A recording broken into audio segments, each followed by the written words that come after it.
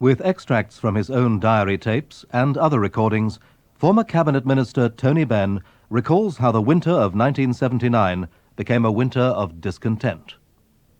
The 1974 Labour government came to power on the basis of a social contract which had been agreed with the trade union movement and was designed to increase investment in British industry and improve social provision in health, education and the public services. But in 1976, when the International Monetary Fund forced the Cabinet to make major cuts in public expenditure, relations between the government and the unions began to deteriorate.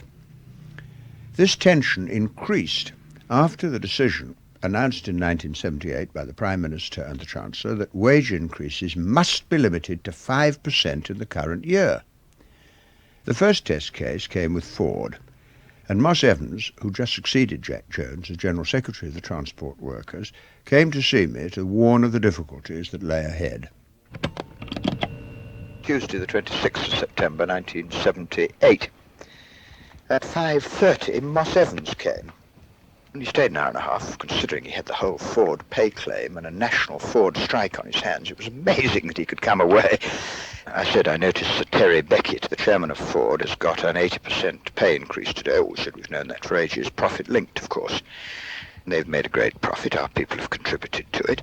He said, I cannot understand the government, because when Jack Jones failed to carry the TNG conference behind a continuation of the social contract, it must have been absolutely obvious to everybody that it wasn't on for a fourth year.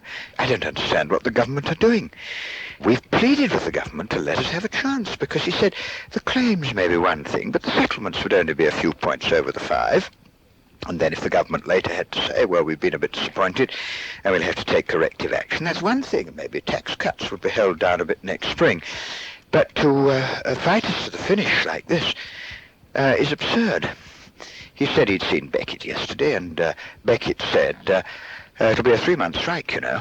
So Moss said, oh, well, we can take that. We've got £32 million in the bank. And he looked out of the corner of his eye to see what I said. Well, I was quite impassive. I said, I just want to know how we're going to get out of it without being painted in the corner like Ted Heath. But Moss said, you know, the rank and file of our people are the public, as well as the vague public that doesn't want wage increases.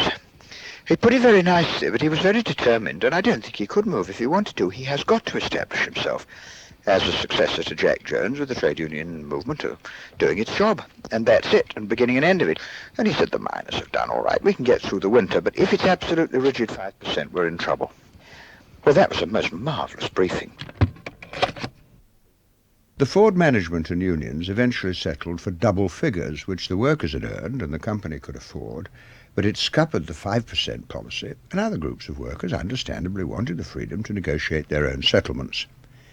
As Energy Secretary, I was obviously deeply involved in the oil tanker drivers' dispute and was urged by colleagues to bring in the troops, which I successfully resisted. But there was a hectic round of meetings to provide essential supplies, and the media were unitedly hostile to the trade unions and the government. Monday, the 8th of January, 1979. At 1:30, I went over to Shelmake's house to the Oil Industry Emergency Committee. But I must say, as I went into the room, I couldn't but remember that these were the biggest companies in the world, and any common interest that a Labour government might have with them at this moment was strictly temporary. And I got a complete briefing. I don't think I need to put it all in my notes, but in effect, about half the plants, oil company plants, are closed either by strikes of drivers like Texaco or by picketing. About half the drivers are out of action. Oil supplies are down to about 50%. A quarter of all the filling stations are closed. Northern Ireland, there are no deliveries due to an all-out strike. In the northwest, there are in effect no deliveries either. And I must say, having worked from 11 till 11, that's 12 hours without any sort of a break at all, and dashing from all these committees, I don't need to be persuaded that the new year has begun with a vengeance. But my next problem is the miners. And in between, all the battles will be on road transport drivers and local authority manuals and various things of that kind. It's the picketing of the northwest major oil terminals by the striking Texaco drivers that's led to the region's petrol famine. Midday in Piccadilly, the heart of Manchester, was virtually deserted. a sight which told the story of a city with barely a petrol station left open. Certainly there's absolutely no sign yet of the pickets relaxing their stranglehold on Britain's ports. The grim prospect remains one of more layoffs throughout industry as more companies suffer the disastrous effects of the disruption to supplies and deliveries. Got home, did my box, watched the 9 o'clock news, and then I finished my box and did my diary. And it is very difficult. I mean, I would like to say to myself that if a left-wing policy was being pursued, we wouldn't be having all these troubles with the trade unions. But I think the plain truth is that our society is so vulnerable through centralization and interconnection that you can't be at all sure that whatever policy you pursued, you wouldn't have problems like this. I must say that. And it can't last. I mean, there'll have to be a fresh deal struck with the trade unions in which they come in much more intimately into the business of government, because frankly they've got so much power, thank God, that you can't expect to get an agreement as to how the economy should be run without bringing them in. I mean, this is what's so absurd about the present situation. Massive power of destructive character, but no statutory right to do anything other than strike for higher wages. I mean, it's mad. That's what the planning agreements and industrial democracy were all about, and we've done nothing about it. Well, it's now 20 past 11, and that is the end of Monday, the 8th of January, 1979. By this time, settlements were rising above 10%. Disputes spread to the schools and hospitals, local authorities, and water workers when the 5% limit was being enforced on them. Jim Callaghan came back from an economic summit in the Caribbean looking bronzed and fit, and unintentionally gave the impression he was unaware of what was going on. The press attacks on the unions reached a new peak, and the Cabinet met to discuss how we should respond.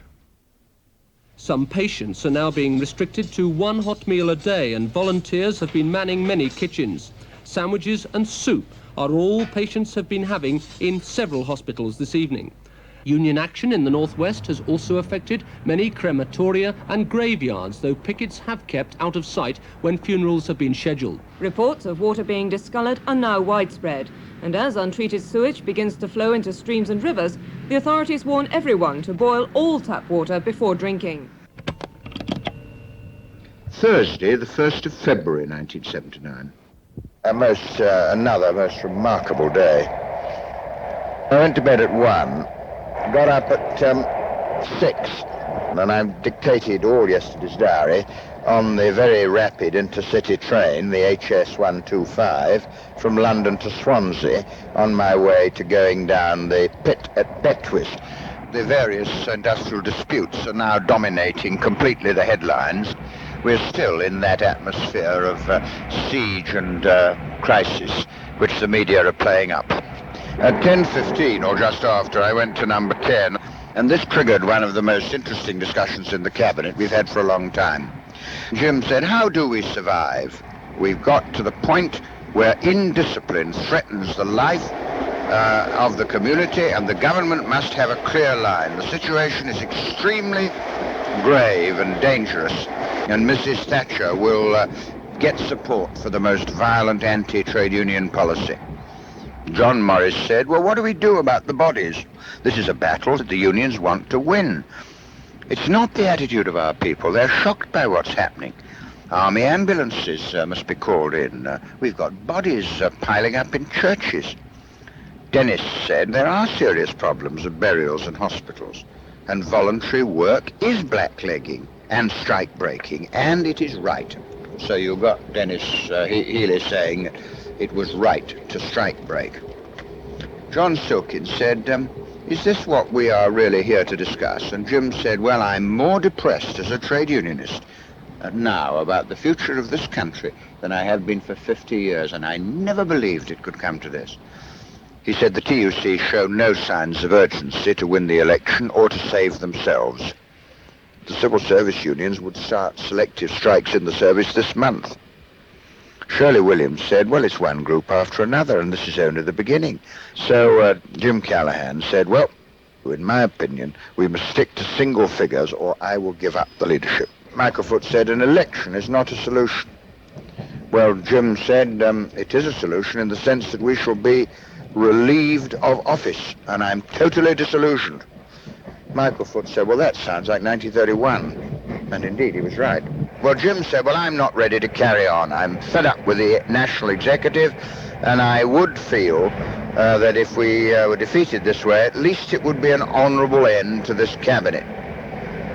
I've had enough, and someone can take up the leadership, because I'm not going on. But if we have an election, we're likely to be defeated. So Michael Foote said, well, perhaps he could come back and discuss this later. And Jim said, well, what do we do? What do we do? So I said, sufficient unto the day is the evil thereof. Well, what a cabinet to report. My God, that's half an hour on that single cabinet. And the cabinet only lasted from, 2.5 hours.